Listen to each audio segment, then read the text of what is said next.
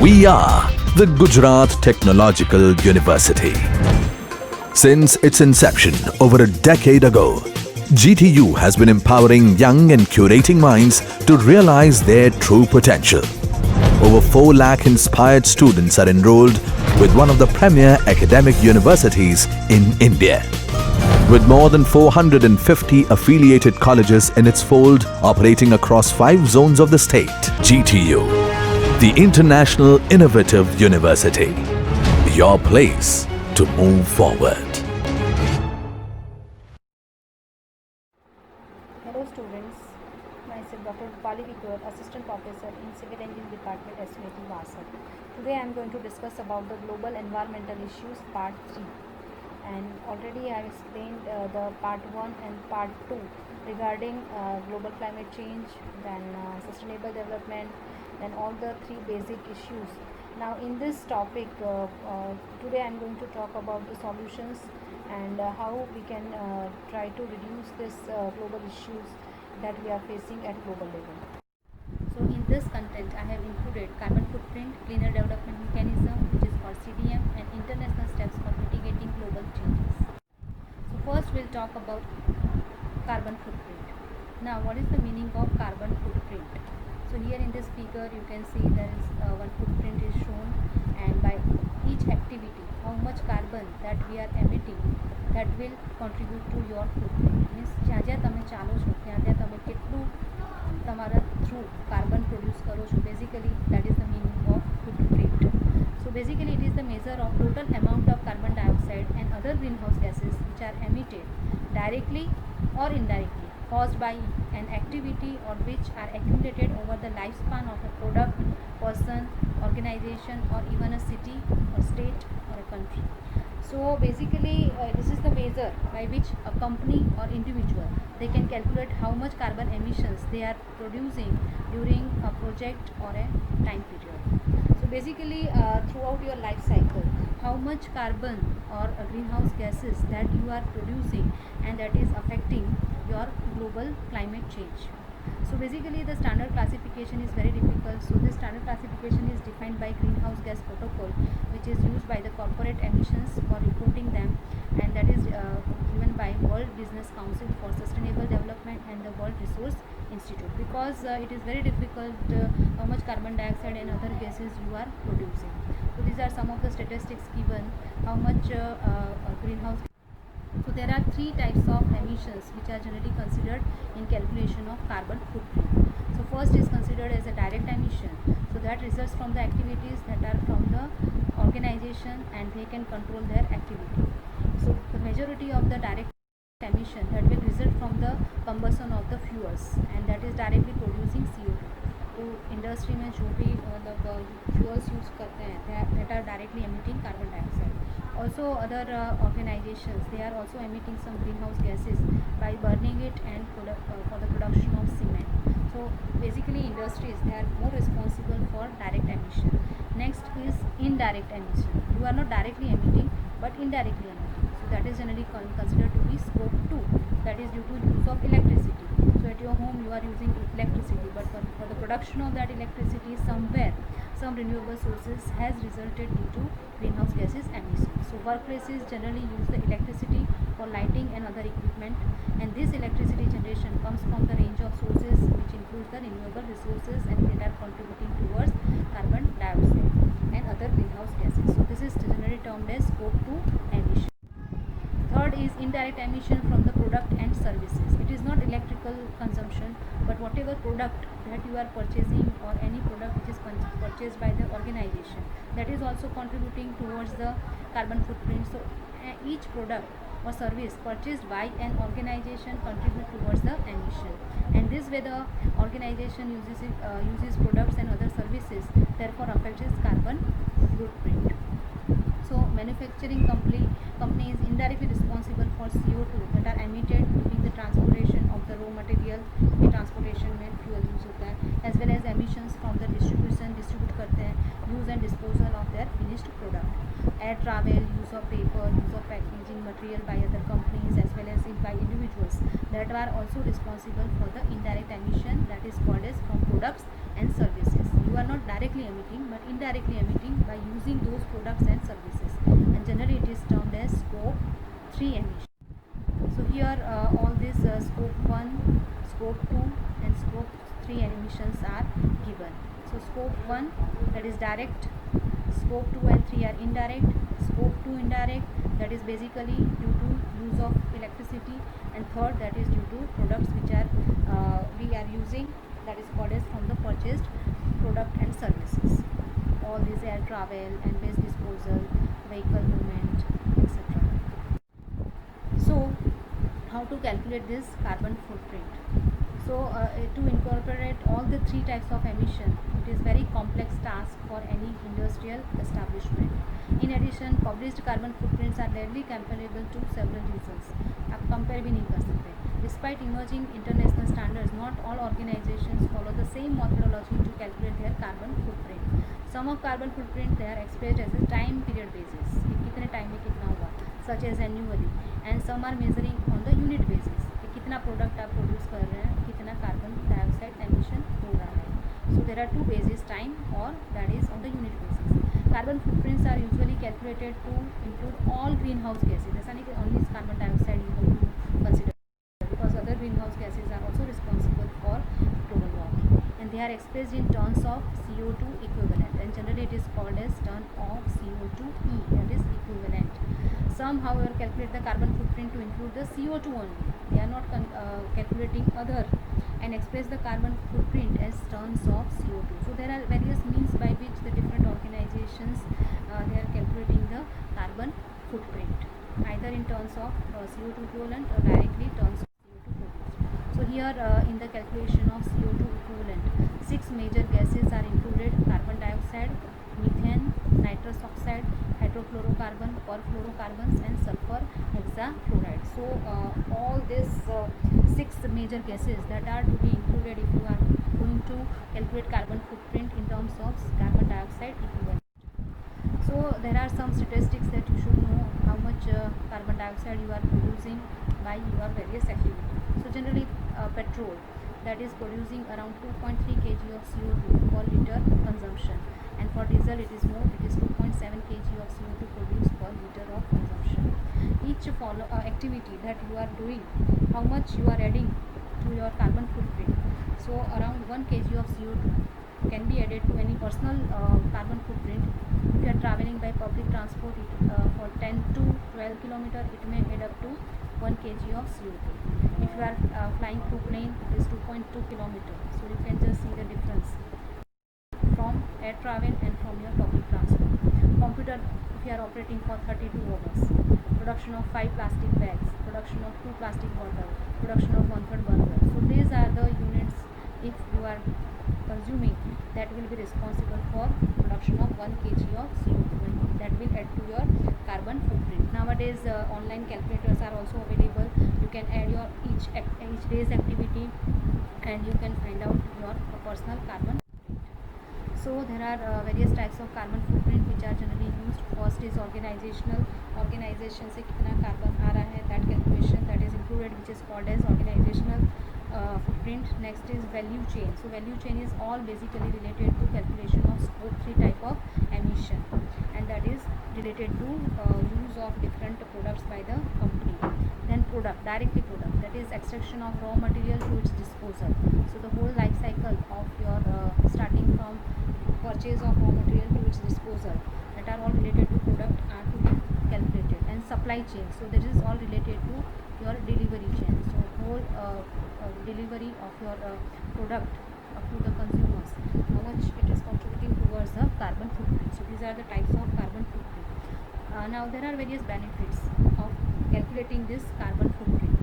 So waste in any form is bad for any business. So if you are reducing this waste, then indirectly you are reducing the cost, which improves the business bottom line. So that is beneficial to you if you are trying to reduce the waste. Carbon footprint helps to identify the waste or inefficiency. अगर आप waste ज़्यादा कर रहे हो means you are inefficient. So you can try to minimize it in terms of energy and terms of raw material consumption. Also it is a very powerful tool to understand the impact of personal as well as organizational behavior on global warming. आपका industry आपको खुद कितना global warming की तरफ अपना contribution कर रहे हो. So that is very important to understand how much you are affecting to your surrounding. Then publication of carbon footprint that can increase the brand value. Those industries that they are keeping environment in their mind, they are having good brand.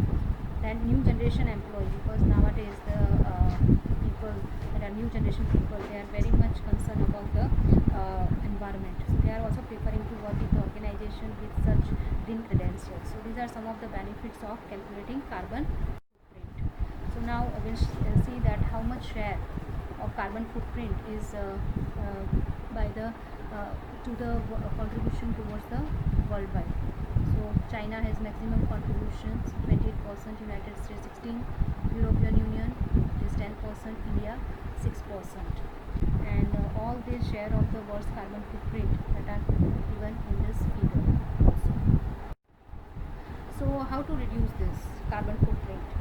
So there are certain steps that I have mentioned here, which are called as the small steps, but that can bring a very big change to reduce your personal carbon footprint. And our major concern is to reduce whatever you can reduce at your level. So when you are using your fluorescent or CFL bulb at your home, about 70 kg of CO2 can be reduced by the household in a year. Then if you are planting more and more trees, and you can become carbon neutral. जितना भी carbon आप emit कर रहे हो उसको आप erase कर रहे हो by planting more and more trees, because a single tree absorb about 1 tons of carbon dioxide in its lifetime. Use as far as possible public transport system. अगर nearby workplace है, just go with your bicycle or take a walk, so that will be useful for your health also. Always try to use the star rated devices, and that can save up to 15% of power. Then do not leave your gadgets on standby mode, because during that also they are constantly consuming energy, and that can produce several kilos of carbon dioxide. Buy gadgets with the long life. जो भी आप gadgets खरीदो long lasting होना चाहिए, so that उसको replace करना ज़रूरी पड़े. So stop changing your mobile. Nowadays the trend is that कि भाई नवो मोबाइल आया तो चलो नवो फीचर्स आते हैं, so you are constantly changing your mobile. So instead of doing that you just buy a long life for mobile. Then operate the washing machine when there are enough number of clothes are there to reduce the energy. Then install as much as more water and energy efficient equipments at your home. So you have learned this kind of fixtures in green building also. Then try to adopt the recycling of glass, metal, etc. wherever it is possible to reuse and recycle. Then inflate your vehicle's tire properly and save up to 3% of fuel per month. Proper maintenance करवाओ tire etc. Do not waste your food, because lots of energy is used to prepare it. So try to eat fresh food instead of the frozen food. Then energy consumption can be reduced by using your locally available food. So now be vocal for local. That concept is given by our Prime Minister also. So that can also reduce the energy consumption. Eat organic food. In USA एक estimate के हिसाब से 13% of the greenhouse gas emission results from the production and transportation of food. And there is no official figure for our country, but considering its vastness, we can say that around 8 to 10% is from that sector. Then organic farming is also emerging. Try to go for it. Products which are more environmental friendly, reducing the consumption of red meat, that is also essential. Then avoid canned and processed item. Try to use the renewable energy. Nowadays solar energy that is coming up in our countries, and government is also giving subsidy to use that. So try to establish that solar power panel at your home. You can insist your parents to do that. Then light colored paints on the wall, that will also help. Then avoid the wastage of water, and selecting the energy efficient toilet and dishwasher etc. So whatever at your level, if one small step you are taking, then it is contributing towards the very big changes in your environment. Now one another concept to reduce the carbon footprint, which is a concept which is called as carbon trading. So that is basically related to carbon business, and that is its aim is to reduce the greenhouse gases. So carbon trade is having its base from the business technology, which can reduce the carbon emission in fixed time horizon. Fixed time horizon में हमको carbon emission reduce करना है. So in this trade, the countries or the group of companies that are involved, they will transfer the technology to each other. अगर USA के पास कोई technology है तो वो इंडिया से ट्रांसफर करेगा, and under which the carbon emission can be controlled within a certain time frame. So how this business occurs? So the introduction of carbon business is subject to fulfillment of certain requirement. कुछ requirement होती है. Each country they have the cap of the amount of carbon it is allowed. India के पास एक cap है और एक USA के पास cap है. Okay, so if a country or a company fails to meet the low emission target, then there is a provision for imposing penalty. अगर USA ज़्यादा कर रहा है तो उसके आप penalty लगा सकते हो, as in Europe and European and Indian countries it is observed. So according to this trade theory, the developed countries they are having higher carbon emission can be free from responsibility of reducing the emission of greenhouse gases if they purchase the right to release more carbon dioxide in the atmosphere from the countries that have lower carbon emission. Suppose हम बात करें कि भूटान तो छोटा देश है, उसके पास carbon cap ज़्यादा है and they are carbon neutral and they are having less emission of carbon dioxide. Because on the other side some developed country is there, they are having higher carbon emissions. So whatever extra that they can buy from that country that are having low carbon emission. So under this arrangement former financially fund the environmental scheme to that poor counterpart. Means USA अपना scheme India में या भूटान जैसे देश में जिसमें carbon emission कम है वहाँ पे लगाएगा अपनी technology, but that should be environmental friendly and the country which easily achieve the emission standard determined or it can obtain the surplus pollution standard certificates. and जो भी वहाँ पे उन्होंने एमिशन कम किया and जो भी टेक्नोलॉजी लगाई उसका सर्टिफिकेट उनको मिलेगा. And it can sell its pollution standard certificate to other areas which have not been able to achieve the carbon emission standards. So according to World Bank report, India's share in the world carbon trade is possible up to 10%, from which we can earn around $100 million per hour. अगर हम allow करें दूसरे देशों को कि जिसमें carbon emission ज़्यादा है तो हमारा कैप अगर हम कम करने में सफल होते हैं तो we can sell them and we can earn this much. So under this program, United Nations 12 firms of India have been permitted to do this carbon trading, and this decision has been made on the basis of decision taken on the conference on climate change. So this you can use as opportunity to earn the money also. So this figures whatever I explained, this carbon trade theory or the emitting carbon trading theory. So here there is one country, they are emitting very less amount of carbon dioxide and this leftover allowance that they can sell to this country B and this country. So यहाँ पे उन्होंने इनको cell किया और ये country ने उसको money दिया and this excess CO2 that whatever they are emitting, that is whatever they are purchased from this country A.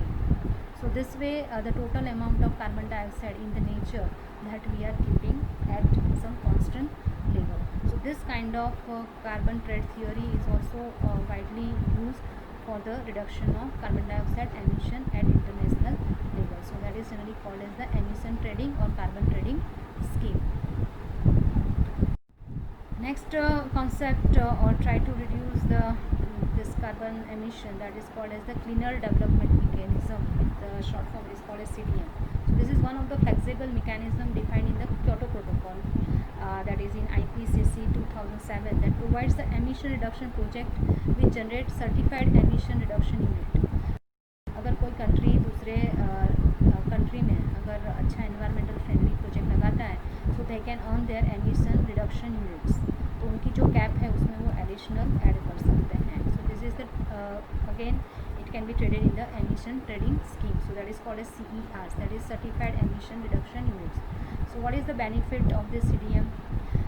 It helps the developed countries जो ज़्यादा emission करते हैं to fulfill their commitment to reduce the carbon emission, and at the same time it will assist the developing countries to achieve the sustainable development because they can earn money from that.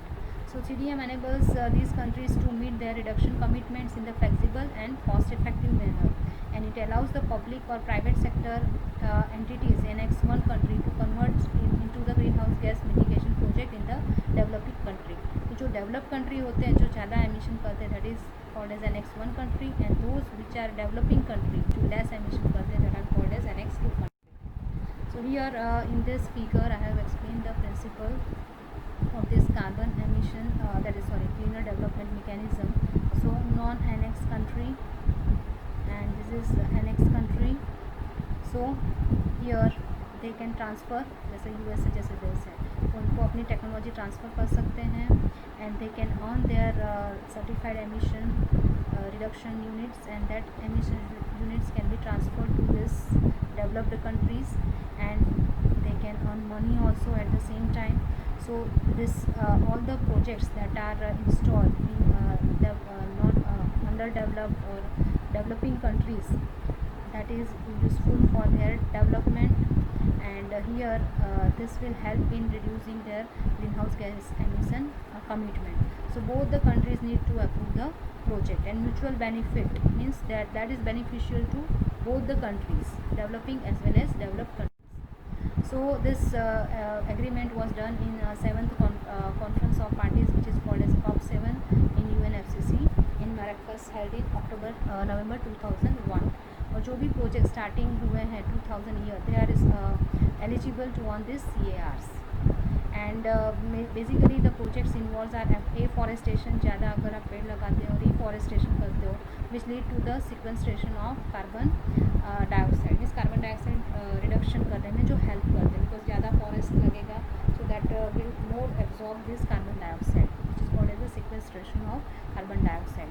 तो कौन से projects हैं that are qualifying under this approval, fast track approval? So any renewable energy project which having the output capacity of 15 megawatt, that can be given fast approval. Energy efficiency improvement project which reduce the energy consumption on the supply and demand side up to 15 gigawatt hour annually. And any other project activity that both reduce the emissions by source and directly emit less than 15 kiloton of CO2 equivalent annually. So this type of projects that are all approved very fast in the fast track approval procedure, and that is generally supervised by the executive board. So here this is the contribution of India in the different projects that can earn CERs under CDM project. Wind energy, that is 42%, biomass 15%, hydro 10%, solar energy, that is 8%. So we are having more chances to increase in this sector, energy efficient project. And these are some of the states that are having 100 approved project for the different sector. Of most of them you can see it is renewable energy resource and energy efficient source, and by switching to proper soil waste management and including in the industrial process, you can earn this CDMs. So there are various steps involved in a CDM project. First is to identify the project. So first is called as the project identification. So the process of developing a CDM starts by identifying an idea that will reduce the greenhouse gas. आपको निकालना है कि कौन सा project green house gas emission को reduce करने में help कर सकता है, and if it is contribute to the development priorities of the nation, जिसको ट्रांसफ़र करना है उसको वो हेल्पफुल हो सकता है कि नहीं. Second is endorsement of government. Once the project proponent is convinced कि भाई ये प्रोजेक्ट रिलेवेंट है under the CDM project, they have to prepare your idea and they have to submit for the endorsement to the nodal agency of the country. For India the designated nodal agency है ministry of environment and forest. So अगर उन्होंने endorse कर दिया, कोई US से project लेके आया, सो that will be endorsed bye them, and after endorsement the project idea can be developed further. So after that the next process that is called as the project development. So to establish the additionality of a project, it is necessary to first redefine the baseline. कौन सी baseline से अब आपको carbon emission reduction करना है. So this baseline study is carried out in accordance with the provisions in the protocol, that is Kyoto Protocol as well as Marrakesh Accord. And according to that, greenhouse gases reduction in tons of carbon dioxide equivalent is achieved. So next is validation of project. आपने तो बता दिया कितना कम करोगे, तो validate करवाना है. The project idea note and the baseline study and other relevant details are submitted for validation by the independent agency identified by the CDM executive board or as a DEO, that is designated operational entity. And validation is the independent evaluation of the project activity against the requirement of CDM. जो भी requirement वो follow होता है कि नहीं, that they have to check, and after that they have to submit this validation report to executive. After that registration process is done. So registration is the formal acceptance by the executive board of validated project as a CDM project activity. Then after monitoring once registered, the project proponents are responsible for monitoring, continuous monitoring करना है the actual greenhouse gases emission reduced by the project. ये project लगाने से कितना greenhouse gases emission कम हुआ. And this DOE may be approached periodically to verify and certify the reduction. जो भी reduction हो रहा है, that is to be continuously monitored. Then after verification is a periodic independent review, and after that whatever reduction has taken place, that is to be verified. And then after, if everything is okay, then written assurance by the designated operational entity that is given during the specified time period a project activity achieved the greenhouse gas emission reduction as verified. Certification. And after that certification, this CERs, that is the certified emission reductions unit, that are transferred, and this project can continue to earn these CARs for maximum of either 10 years with no change in the baseline change नहीं करना है, and 7 years with at the most 2 renewals up to 21 years, and 2% of the share of the proceeds for the CERs must be forwarded towards the adaptation fund for the Kyoto Protocol. So here the continuous process in the different steps are observed for CDM. So there are many benefits of CDM that can be achieved. So that is good from efficiency in operation, additional capacity you can build, you can have the job opportunities, technology transfer, and clean environment. So these are the benefits. But what are the limitations? Bundles of project approved instead of accrediting each project individually. कुछ नहीं होता, bundle of project को लोग approve दे देते हैं. Then CDM is in danger due to low price of carbon. अभी carbon का price very low, the cost may be around only $40 per ton. So that low rate is also affecting this business. And rich country तो कोई ऐसा project impose करे जो poor country को पसंद नहीं है, और if they are not interested in that, though they will assign the project, then it may be against the development interest of the country. So that may be possible. So next topic that we will discuss, that is what are the international steps for mitigating the global change. So very first is called as Montreal Protocol in 1987, and basically it is related to depletion of ozone layer. World ozone layer is observed on 16th September 2000.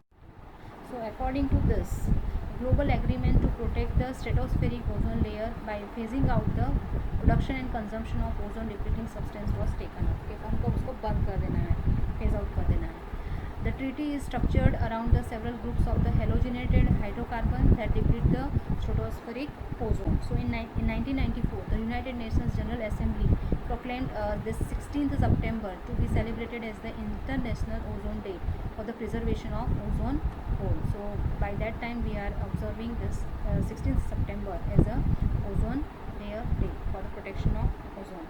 And this is the date of signing in 1987 of the Montreal Protocol of the substance that deplete the ozone layer. उसी दिन Montreal Protocol sign हुआ. So major points है कौन से all the ozone depleting substance controlled by the Montreal Protocol contains either chlorine or bromine. ये तो वो तो होते ही हैं, that are the major responsible for ozone layer. And participating country agreed to freeze the production of CSC 50% by 1999 तक 50% उसको use करना कम कर देंगे. Also to help the developing countries to implement the use of alternatives. अगर आप ये substance कम कर रहे हैं तो alternatives निकालना है, तो that ozone depleting substance जो है उसको alternate ढूंढो. The phasing out of the less damaging HCFC only began in 1996 and will go to until a complete phasing out is achieved in 2030. जो लो एमिटिंग सब्सटेंस है जैसे HCFC, उसका भी phase out date 1996 से स्टार्ट हुआ, and complete phase out date is extended up to 2030. Some ozone depleting substance are not yet controlled by the Montreal protocol including nitrous oxide, उसके लिए कुछ काम नहीं हुआ. Climate projections indicate that ozone layer will return to 1980 level between 2050 and 2070 if we will follow whatever steps are taken by us. The two ozone treaties have been signed by 197 parties and making them the first universally ratified treaties in the United Nations history. Due to its widespread adoption and implementation, it has been held as example of the exceptional international cooperation. ये सबसे पहला example है जहाँ पे international community ने कुछ अच्छा काम किया. And as per Kofi Annan, he was the 7th General Secretary General of United Nations. He quoted that perhaps the single most successful international agreement to date has been the Montreal Protocol. Next step is Earth Summit. This is also very well-known international step, which is called as the Earth Summit. It has given the concept of sustainable development in the conference, that is United Nations Conference on Environment and Development, that is UNCED. So Agenda 21 that was established in this UNCED Earth Summit at Rio de Janeiro, Brazil, and that has given the blueprint for sustainability. This aspect I have covered in detail, and all these various strategies for the sustainable development were decided, and principles for the reduction of greenhouse gases were established, and changing the attitude towards among the public and government that are implemented. So that is included in the sustainable development. Next is Kyoto Protocol, that is of 1997. So this was held in Kyoto, Japan in December 1997, and specified commitment of different countries to mitigate the global climate change was observed. And the major focus is for the reduction of carbon dioxide emission and the presence of greenhouse gases in the atmosphere. The essential part was that the industrialized nation need to lessen the amount of CO2, because up till now they have contributed too much towards this global climate change, and countries to take action to reduce the overall greenhouse gas emission to a level of at least 5% below 1990 level से 5% कम करने की try करनी है by the commitment period of 2008 to 2012. Now the latest international step to mitigate the global climate change was taken, that was generally called as the Paris Agreement, held in 2015-16.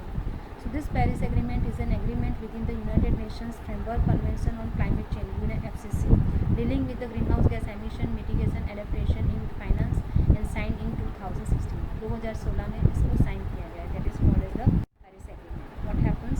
This United Nations and China, they are together responsible for almost 40% of global carbon emissions. That issued a joint statement confirming that both countries would sign the Paris Climate Change Agreement. जो भी कुछ agreement है उन्होंने sign करने का promise दिया. So 175 parties, they signed the agreement. On the first date it was open for the signature, सबने sign कर दिया. So that was the case when Obama was president. But what happens then later after? So in 2017, US President Donald Trump, he has taken charge, and on 1st June 2017, he has announced that US would cease all participation in the 2015 Paris Agreement on climate change that was done in UNFCCC.